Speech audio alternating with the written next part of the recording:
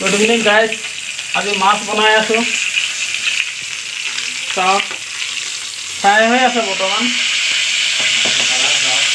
আৰু কি কি দিম, মাছৰ সৈতে কি বনাম চাব,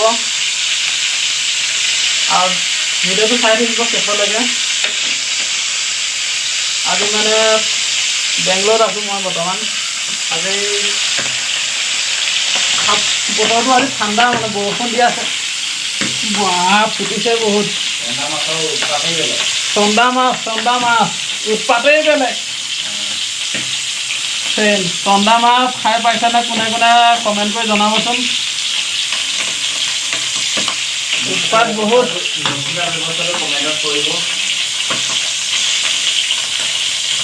আৰু নতুন নতুন ছাবস্ক্ৰাইবাৰ মোৰ আহিছে যদি চেনেলটো ছাবস্ক্ৰাইব কৰি ল'ব।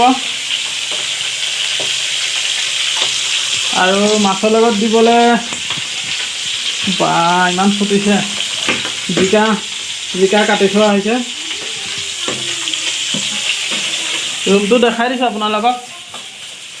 মোৰ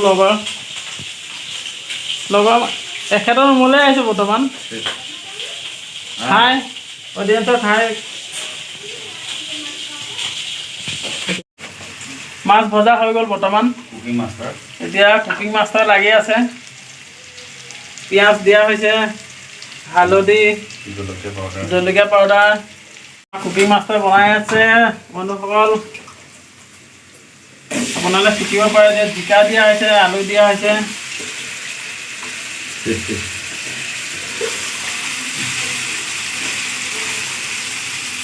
মাছ ফ্ৰাই হৈ গ'ল।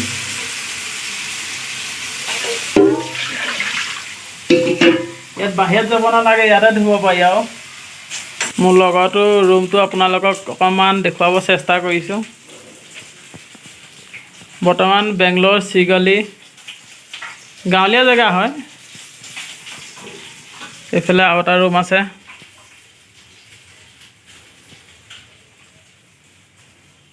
চাওক, বাথৰুম আছে ইয়াত। বাহিৰত যাবলৈ দৰকাৰ নাই।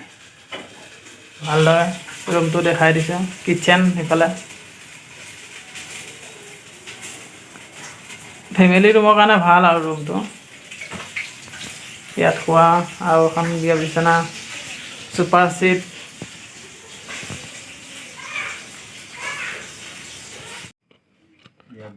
এয়া বগৰী আচাৰ লৈছোঁ।